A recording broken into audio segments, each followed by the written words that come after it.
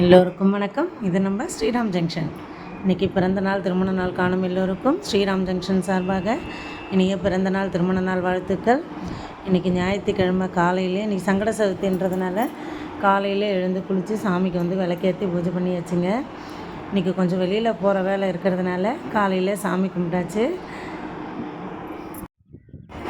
இன்றைக்கி காலையிலே கோயிலுக்கு கிளம்பிட்டோங்க. நாங்கள் அன்றைக்கி ஃபஸ்ட்டு ஸ்ரீ உத்திஷ்ட விநாயகர் மணிமுத்தீஸ்வரம் அந்த கோயிலுக்கு வந்திருக்கோம்.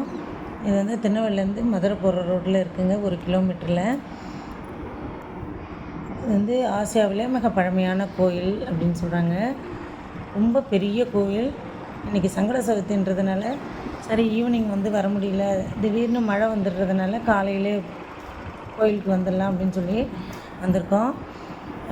இன்றைக்கி ஃபஸ்ட்டு பிள்ளையார் கோயிலுக்கு முடிச்சுட்டு அடுத்தது பெருமாள் கோயிலுக்கு போகலாம் அப்படின்னு இருக்கேங்க.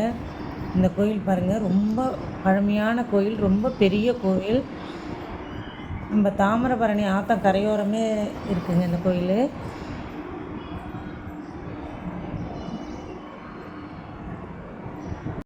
மூலஸ்தானம், கோயிலோட மூலஸ்தானங்க. இங்கே இருக்கிற பிள்ளையாருக்கு ஒரு விசேஷம் என்னென்னா, மடியில் அம்பாளோட காட்சி தராருங்க. எவ்வளோ அம்சமாக இருக்குது பாருங்கள். கோயிலில் உள்பிரகாரம் ஒவ்வொரு கஷ்டத்துக்கும்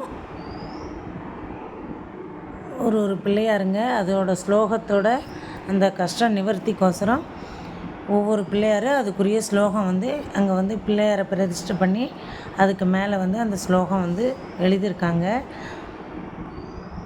துன்பம் நீங்க, சரிங்களா, அதாவது குழந்தைங்களுக்கு படிப்புக்கு, ஆயுள் விருதிக்கு, அந்த மாதிரி ஒரு பரிகாரத்துக்கும் ஒரு பிள்ளையார் அதுக்கேற்ற ஸ்லோகத்தோடு வச்சுருக்காங்க.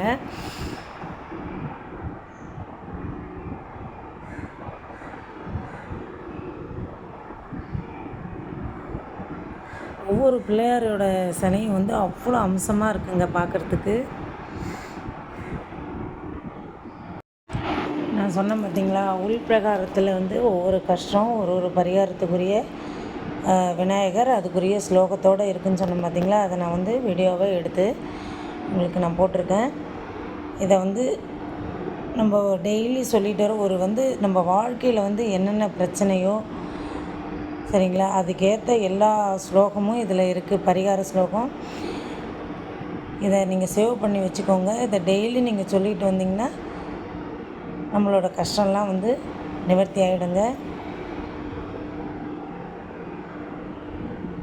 இதை பர்டிகுலராக எடுத்து நான் வீடியோ போடணும், இது 4 பேருக்கு தெரிஞ்சதுன்னா, இதால் நிறைய பேருக்கு நன்மை கிடச்சிதுன்னா அது அந்த புண்ணியம் எனக்கும் வருன்றதுனால தாங்க இதை போட்டது. இதை சேவ் பண்ணி வச்சுக்கிட்டு டெய்லி முடிஞ்ச வரலும் இதை சொல்லிக்கிட்டு வாங்க.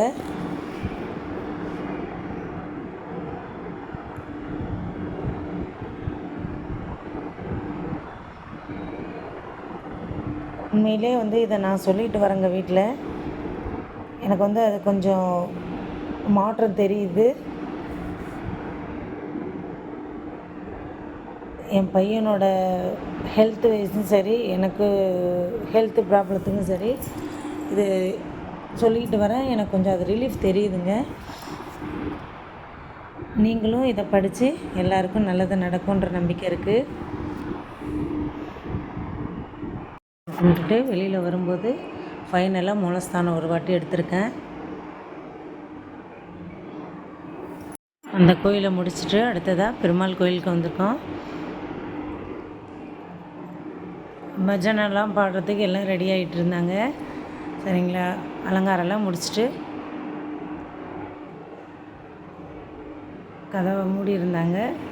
எல்லாம் அங்கே சைடு பக்கமாக எல்லாம் ரெடி பண்ணிகிட்டு இருந்தாங்கங்க. அடுத்தது பூஜைக்கு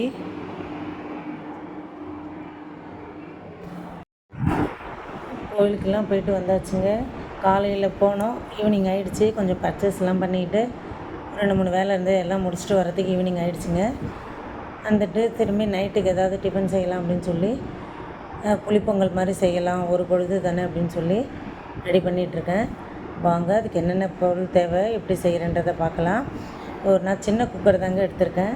அதில் வந்து கொஞ்சம் எண்ணெய், வத்த மிளகா, காரத்துக்கு ஏற்ற மாதிரி கடுகு, கடலப்பருப்பு, உளுத்தம்பருப்பு போட்டு தாளிச்சிட்டு, அதுக்கப்புறமா கொஞ்சமாக அதுக்கு ஜீரகம் சேர்த்துக்கலாம்.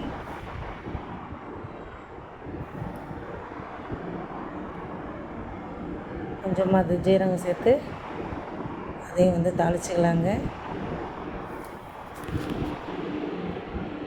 இதுக்கு வந்து வெறும் வெங்காயம், தக்காளி மட்டும்தாங்க போட்டு செய்கிறேன். ஒரு பொழுதுன்றதுனால சரி கொஞ்சமாக நைட்டு இது செஞ்சுக்கலாம் அப்படின்னு விட்டுட்டேன். கொஞ்சமாக அதுக்கு மஞ்சள் பொடியும் சேர்த்துக்கிட்டேன். இப்போ கட் பண்ணி வச்சுருக்கிற வெங்காயம், நான் ஒரு வெங்காயம் போட்டிருக்கேன். 1 டம்ளர் அரிசி தாங்க போட்டு செய்ய போகிறேன். அதுக்கு மீடியம் சைஸ் வெங்காயம் 1 கட் பண்ணி போட்டு நல்லா வதக்கிக்கலாம். ரொம்ப நல்லா இருக்குங்க டேஸ்ட் இது. இப்போ அந்த வெங்காயம் வதங்கிறதுக்கு தேவையான அளவு கொஞ்சமாக உப்பும் சேர்த்துக்கலாம். நான் இப்போ எடுத்துருக்கிறது வந்து 1 டம்ளர் அளவுங்க. நீங்கள் அதுக்கு ஏற்ற மாதிரி எவ்வளோ பேருக்கு செய்யணுமோ, நாங்கள் 3 பேருக்கு 1 டம்ளர் போட்டிருக்கேன் இன்றைக்கி. இப்போ அதுக்கு பொடியாக கட் பண்ணி வச்சுருக்கிற தக்காளியும் சேர்த்துருக்கேன். பாதி அளவுக்கு வெங்காயம் வதங்கின உடனே நம்ம கட் பண்ணி வச்சுருக்கிற தக்காளியும் சேர்த்துருக்கேன். தக்காளியும் கொஞ்சம் வதங்கியிருக்கு. இந்த டைமில் கருவேப்பிலையும் கொஞ்சம் சேர்த்து நல்லா சுருண்டை வரலாம் வதக்கிக்கலாம். ரெண்டும் நல்லா வதங்கினாங்க தாங்க டேஸ்ட்டு நல்லாயிருக்கும். வெங்காயம் தக்காளியும் இப்போ நல்லா வதங்கியிருக்கு பாருங்கள். இந்த டைமில் நம்ம இதுக்கு தேவையான அளவு, நான் இப்போ வந்து 1 டம்ளர் அரிசிக்கு 3 டம்ளர் தண்ணி விட போகிறேன்.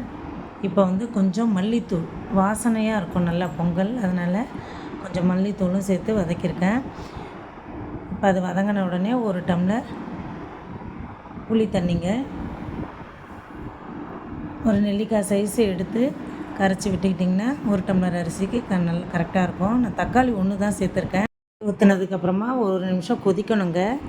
கொதிச்சதுக்கப்புறம் மீதி 2 டம்ளர் தண்ணியை சேர்த்துக்கலாம்.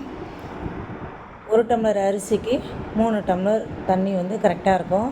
உப்பு வந்து ஒரு கல் கொஞ்சம் தூக்கலாக போடலாம். அப்போ தான் நம்ம அரிசி வேகும்போது உப்பு வந்து நார்மலாக இருக்கும். இப்போ கொதிக்கட்டும்னு மூடி வச்சிடலாம்.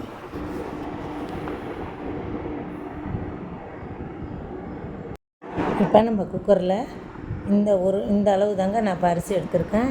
இதுக்கு தான் நான் வந்து 3 டம்ளர் 1 டம்ளர் புளி தண்ணியும் 2 டம்ளர் நார்மல் வாட்டரும் விட்டு இந்த மாதிரி கொதிக்க வச்சிருந்தேங்க. கொஞ்சம் அந்த பசர் வாசனை போக கொதிச்சதுக்கப்புறமா நான் வந்து அரிசி களைஞ்சி வச்சுருக்கிற அரிசி வந்து சேர்த்துக்கலாம்.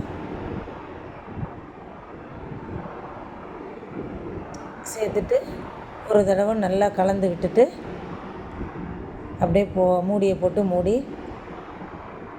2 விசில் வந்ததுக்கப்புறமா சிம்மில் வச்சுட்டு ஒரு 10 நிமிஷம் கழித்து நம்ம ஆஃப் பண்ணிட்டோம்னா சூப்பராக புளிப்பொங்கல் ரெடிங்க. நான் இப்போ வெந்ததுக்கப்புறம் ஓப்பன் பண்ணி காட்டுறேன் பாருங்கள். இப்போ குக்கரை ஓப்பன் பண்ணி காட்டுறேன் பாருங்கள். எவ்வளோ சூப்பராக வந்திருக்கு பாருங்கள்.